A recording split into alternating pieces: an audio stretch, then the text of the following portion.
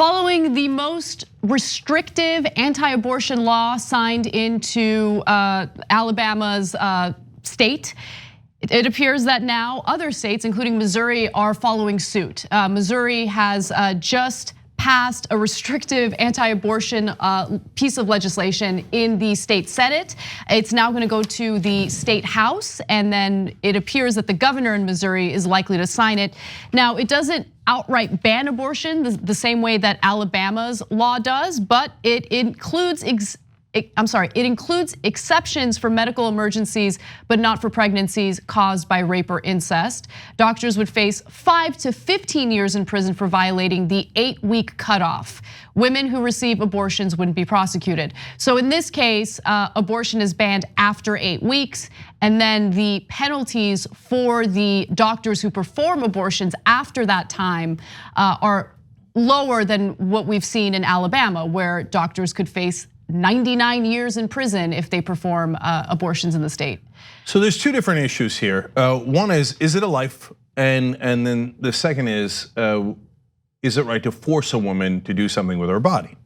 Okay, first the anti-choice, or you want to give them their own moniker that they prefer, pro-life people, although of course it's comical because we're all pro-life. That isn't the issue. Anyway, say that they have that position because at the moment of conception is when life begins. And now there's some logic to that, and so, but then they stop. Their logic, if the right wing ever uses it, usually doesn't go further down the road on any topic, let alone this one. But what they don't talk about is whether, first of all, I don't think they even believe that, and you can see it in this Missouri law. If you really thought it was a life form, well, then you would put the woman in jail. Like, for example, if a woman randomly killed someone, their neighbor, would you say, well, it's a woman or it's a mom, so I don't want to put away the mom? No, you would give her the full force of the law. If a mom killed their 1-year-old baby, would you put her in prison? Yes, of course you would. But you're not putting the women here in prison, thank God, but it's because you don't really believe it's a life form and you don't really believe it's murder. Okay, now, and your followers don't either. All those women who say like, oh yeah, I'm pro-life and they should end abortion, okay? You wanna put the woman in prison? No, no. Why do you go no? It's because you know it's not an independent life form. And so that gets to my second point. Look, even if you think it's a life form at the moment of conception, it is definitely, by definition, not an independent life form. So, okay, if you think it's independent, take it. The women in those cases don't want it in their body. They don't want to carry it for 9 months, so you take it. Now, if it was at the point of viability, then you could take it. And we could say as a society, no, that's an independent life form. The mom and dad don't have to take care of it. Other people can take care of it. We got it from here. And that's the state protecting an independent life form, and that makes sense. But if it's not viable outside of the mom, then we go to point number 2. And you're saying to a woman, I'm going to take away your liberty, and I'm going to compel you to use your body in a way that you do not agree to. And look, there's a different word for that. Forcing a woman to do something against her will with her body. It's called rape. So that sounds super harsh, and one of the legislators fighting back used similar language, but that is literally what you're doing. And if you say, well, no, but in rape, it's sexual and there's penetration. In these bills, there's usually transvaginal ultrasounds, which is also penetration. And that's the government doing it. That's the government saying, we are going to do that to you. And in some cases, including this one, even if you've been raped, we're gonna do it again. Then we're going to compel you, not just in one time period, but for 9 months against your will to carry this life form that you do not agree to, okay? And so I think women are within every right to say, you take it. And if you can carry it somewhere else, you do it. But I don't want to, you're taking away my liberty. And that should be the end of the conversation. But no, the right wing persists anyway, and they always twist the debate and do sophistry. And they don't acknowledge that it's not an independent life form, even if you thought it was a life form. So throughout the week, we have debunked this notion that science indicates that it's life at the moment of conception. We've talked about, the real reasons behind why our lawmakers do this type of stuff and push for this type of stuff. And we've also talked about how disingenuous they are, how hypocritical they are when they talk about the importance of life. Because as we know, there are countless living, breathing human beings here in the United States right now whose lives are not valued. We see it every time there is excessive force used by police and someone who's unarmed gets shot and killed. We see the type of discourse that takes place and the type of rhetoric that's used by the right wing. That rhetoric would indicate that they don't care too much about human lives. We've seen it in the way that they fight to cut certain funding that would help improve the lives of children in America. I mean, the list goes on and on and on. And so I hate the fact that they get to frame the debate. They get to come out there with all of these nonsense arguments, and then everyone who has common sense is left, trying to fill in the blanks and have a reasonable discussion about what's really happening. The fact of the matter is, what we have in the United States is exactly what the founders of this country and the founders of this country did not want, which is this combination of church and state. We have religious groups in this country, specifically Christians in America, dictating the way women get to live their lives.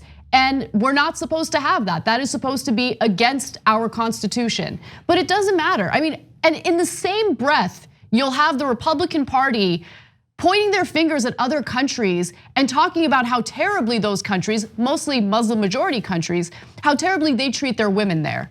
How the men control the women there, how the women don't have freedom there, how they don't have liberty there. Well, you're now advocating for the government to play a role in these discussions between a woman and a doctor.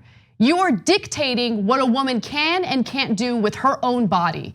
So they'll think it's harsh again, but think it through.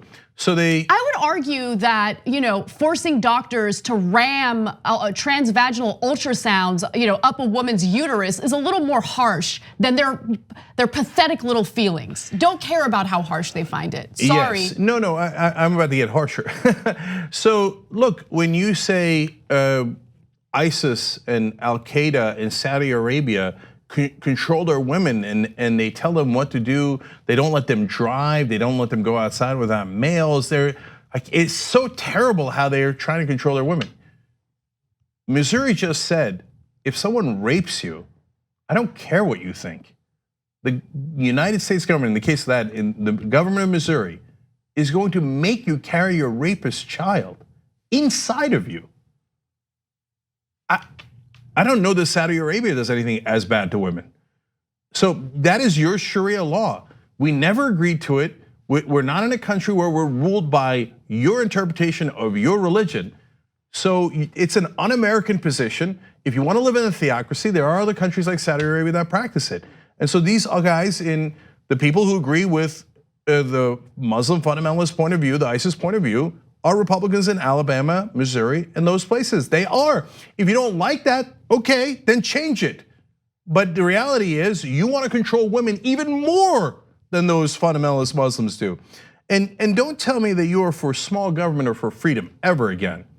Because small government doesn't get inside your uterus. And a small government doesn't tell someone, this is what you're gonna do with your doctor, this is what you're gonna do with your life. I'm now in control of your life, not you. That is not small government, and that is inarguable. So if you ever hear a Republican talking about small government, understand they are full of crap. They don't mean it at all, and they would control your life in a second with their religion if they could. And in this case, they are. And don't talk to me about freedom, because even if you think it's justified, you are definitively taking away women's freedom to make their own choices and to control their body. So don't ever talk to me about freedom if you're a Republican, because you don't believe in it. What you believe in is freedom for me, but not for you. I get to tell you how to live your life. And so often they'll say, liberals want to control how you live. Comical, hilarious, ridiculous, the exact opposite. We want you to get out of our lives. Whereas the Republicans say, I'm gonna tell my religion is gonna tell you what to do about this. Who can you sleep with? Who can you not sleep with? What are you gonna do with you and your doctor and with your body? And can you use contraception? Get out of our lives.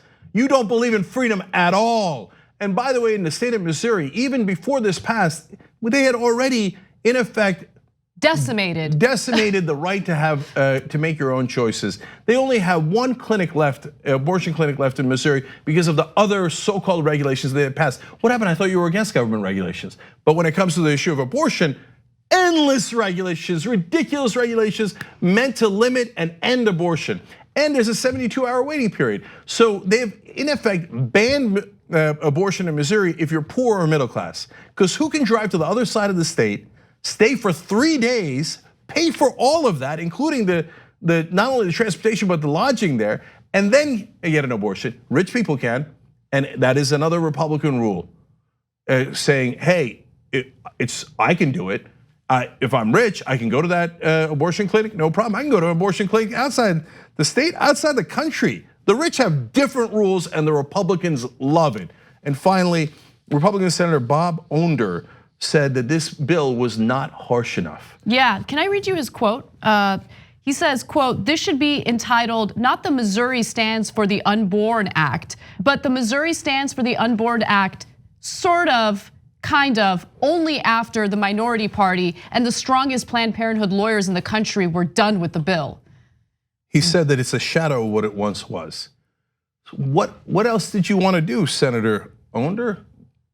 Just ban it all outright, 100%. No, I know he wants to ban it, but what other indignities did you want the women of Missouri to suffer? This bill already says if you're raped or you're the victim of incest, that Senator Onder gets to decide your fate, gets to decide your entire life and liberty.